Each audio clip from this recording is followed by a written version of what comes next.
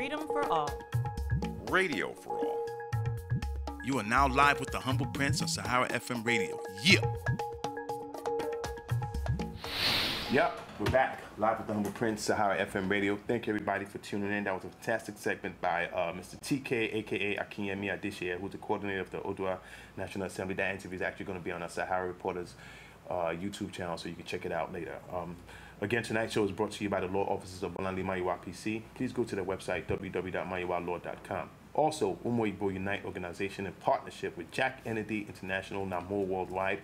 Please go to their website, www.umoigbounite.com. They have a fantastic event coming up August 6th through the weekend, whatever the weekend is, but you don't want to miss it. They're going to have comedy shows, singles, night, mingling, all that. And then after you sin from Thursday to Saturday, they have a church service on Sunday, so you can go pray for your forgiveness. Anyway, right now we're joined by a very special guest, friend of mine, DJ Walo. What's up, man? Big shout out to DJ Walo. Yeah, I bet you give an applause for that. Yeah, I'm joined by Mr. Dr. Oh, I almost said Mr. Dr. Oluyemi Olawaye, who is the president and founder of YELOTO African's Children's Foundation. Let's give him a round of applause. And welcome to you. Yeah, this guy's not even humble, man. You clapping for yourself, too. Yeah. Please say good evening to our guest co-host. Good evening. Yvonne. She's doing a fantastic job. Yeah, beautiful smile. Beautiful. I wish she could co-host every week. Yeah. Not just joking. Let me say, hey, she's a female activist. Watch out. All right. Yeah. All right. And yeah, she's so a guys, lawyer. so Yebi, again, thank you for joining us on Live and Up. Thank you, sir. Pleasure to have you, man. Thank you, Dan. Yeah, so tell us a little bit about YELOTO African Children's Foundation. YELOTO African Children Foundation is a foundation that we started to help African kids. Oh, sorry, so it's African, not just Yeah, Nigerian. no, yeah. Good stuff. The fact remains that we are Nigerians, and since we started it, we figure we'll do all our trial runs in Nigeria before we expand to other African countries. Nice. I have a good friend from Ghana who's been speaking to us right now, and he wants us to bring the same thing to Ghana because what is going on in Nigeria is almost the same thing that is going on in Ghana. Africans are Africans, and the needs are the same across the board. So it wants us to bring it there, but we have to make sure that we do the best we can and get a better understanding and just know how to flow as an organization before we go international. But for now, we're in Nigeria. We've been in existence since 2011. We were in Nigeria this year. We paid for 9 surgeries. What kind of surgeries, if you don't mind asking? Well, actually, very good question. I actually came with a list. Oh, wow. So that's the doctor right there. Yeah, so just to make sure that we don't misspeak. This year we did 3 urethroplasty. We did 2 colostomy. We did 2 jejunal astrasia, pharyngeal atrasia as well, appendectomy. We did anorectal malformations and 1 Hirschsprung disease. Hirschsprung disease, since it's the last one, I'm just going to jump on that one quickly. It happens that when you have kids under the age of 5, it happens to anybody, but especially in kids. What happens is the colon lacks what you have, ganglionic nerves. So meaning that colon is dead. So if you have, let's say you have a 10-inch colon, 2 inches of that is dead, so the child cannot pass feces through the colon. So if you have a child who cannot pass feces, where does the feces go? So there you go. So now the child is in pain, uncomfortable, can lead to other just disastrous issues. So what the doctors do is they go in, they make a colostomy in the stomach, meaning they just make a hole in the stomach of the child. Kind of like a bypass? Exactly. Now they take that portion of the colon, and they allow the feces to come out of the colostomy before they now go in for surgery to cut out the place that is dead. They now join it together so that the child can pass feces. Yikes. There is one that is very dear to my heart. We did one for a child who had anorectal malformation, and we did 2 of these surgeries. We paid for the surgeries anyway. The children had no anus. What do you mean? Wow. The children were born without anus. Wow. Yes. So these situations are real. You do not know until you go in. We didn't know what we were up for till we entered the hospital and we started seeing all these children. And most of these children's, the parents can barely afford to actually come to the hospital. I believe we sent you guys some pictures. They can barely come to the hospital. yeah. Talk less of actually funding these surgeries. Okay. And that is where we come in. This year we went into the hospital. They knew we were coming. We had spoken with the nursing manager, Right. who made the list available to us, 9 children that they had for surgery for that day, which was May 27, and we paid for every child that was listed for surgery that day at a Lagos State University Teaching Hospital. So that is the parents, to say they were thankful will be an understatement. And once we left there, we also partnered with an orphanage called Arrow of God Orphanage, and we take turns going from one orphanage to the next every year. So we did a party, we make the kids have fun, give them food, drinks. So it's been great. It's been great, man. Yeah, Evon, I know you. Wow, great. So, I'm a firm believer that the lens through which you see the world is ultimately what you're supposed to do to change it. So I'm always inspired, particularly as an activist with my own organization, but I'm always interested to know what people's motivations were. So what essentially inspired you to begin this not-for-profit? Honestly, it was serendipity. It just, I wouldn't say that came on the background of, I had a friend who was my high school friend. I'd spoken to her in 2010 that I was coming to Nigeria. We started making jokes, make me some food, blah, blah, blah. I'm going to come, see you, blah, blah, blah. So she was pregnant, blah. She was telling me she was pregnant, this, that, and the other. By the time me and my family landed in Nigeria that December, she was dead. Wow. She died at childbirth while she was giving birth to the baby.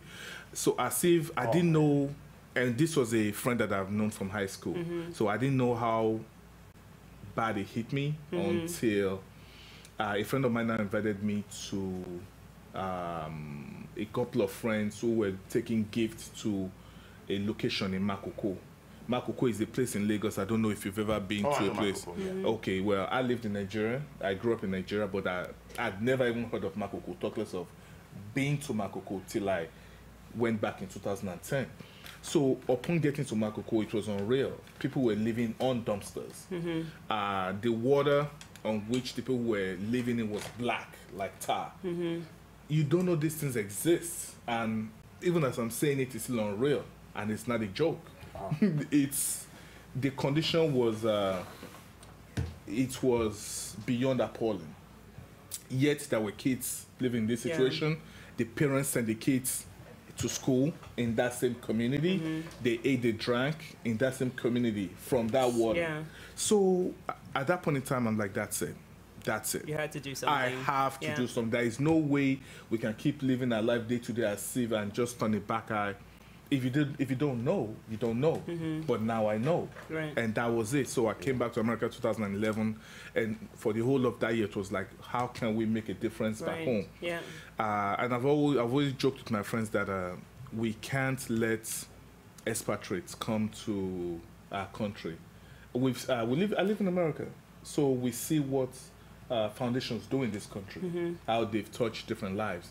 So essentially what we're doing is taking a part of that knowledge and taking it back home to help our own people. That's fantastic. So so that was how it started, and there was no looking back.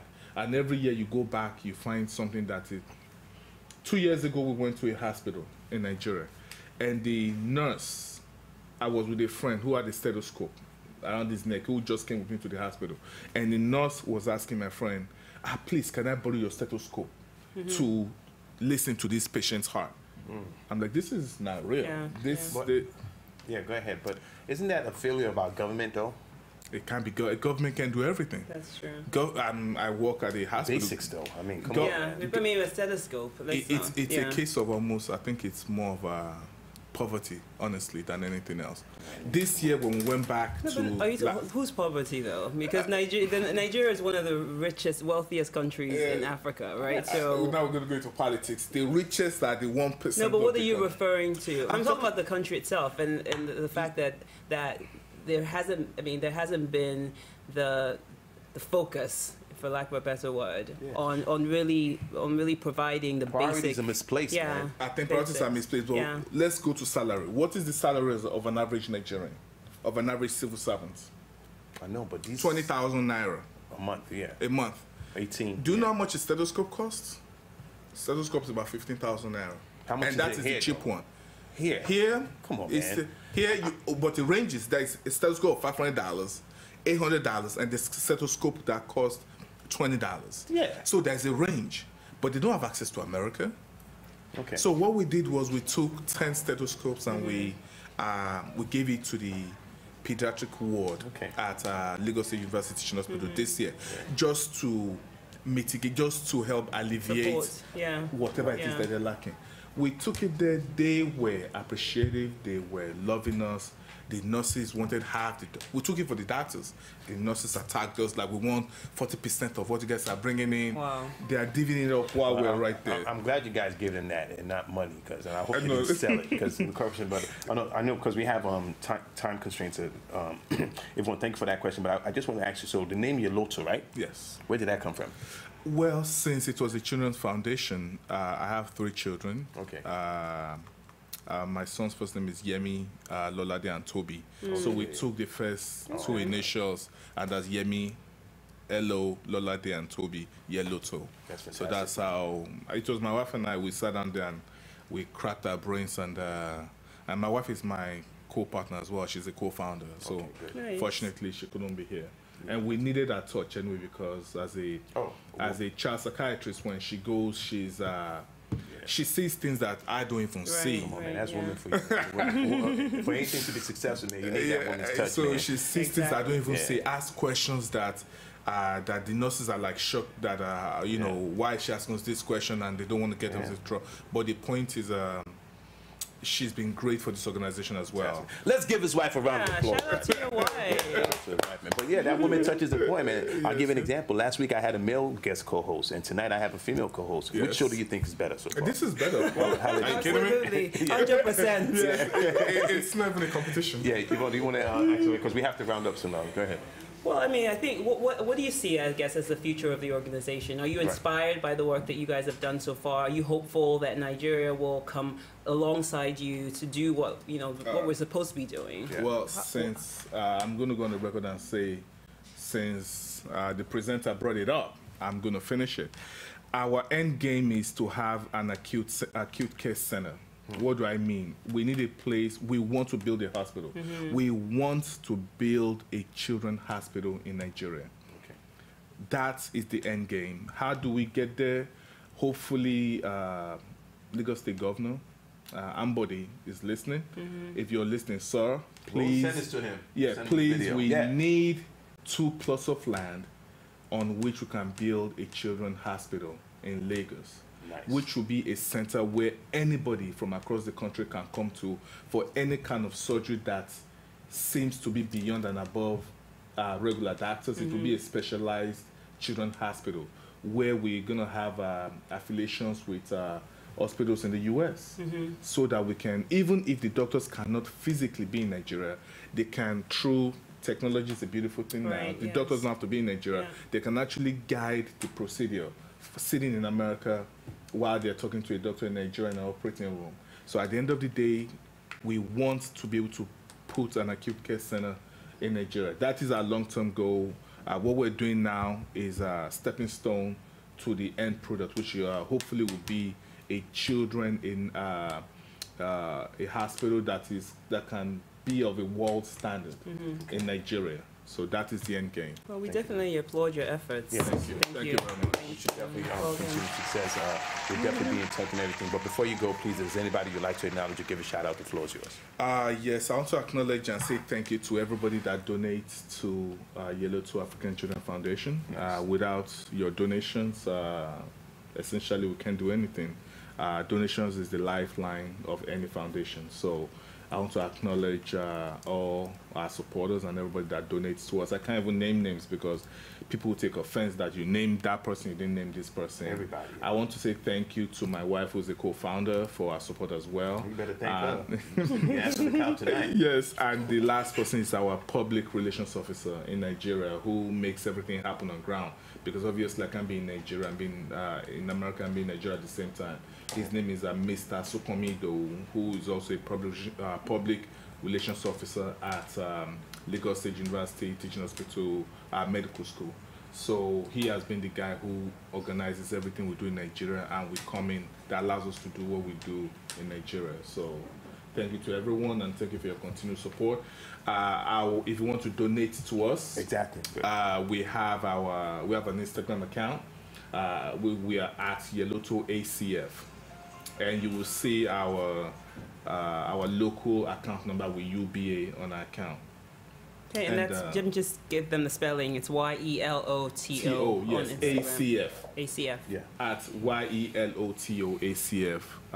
That's our account number on Instagram, and we're also on Facebook as well. Thank you. Anybody else you want to thank? Humble Prince. Oh, come on, you didn't have to, man. Thank you for bringing me on. I really appreciate you. Appreciate it. But definitely. No. Yeah, you got to save the best for last. She is not humble. Yeah, we saved the best for last. Yeah, so there you have it. The Yeloto African Children's Foundation. Please check them out. Like you just said, they're on Facebook and everything. Do you guys have a website? Yes, we do. It's it's www.yeloto African Children, YELOTOACF.org or YELOTOACF.com. Okay. So whichever one, we own both. Yeah. So. And man, please, let's stay in touch, man. We'd definitely like to monitor your progress. What do you guys We're going to invite you guys down to Nigeria next year, May, when we're going. That seeing is believing. Yes. It's good to come here and talk, but you'll never be the same when you see what we see back home. Right. And let me say, I respect both of you guys, man. You know, with your organization as well and your organization as well, because I'm trying to start one too. And I tell you, it's not easy just doing the groundwork alone. Because when I went to Nigeria last year, I went back to my son said, "Oh, Dad, can you take a picture of your school that you went to?"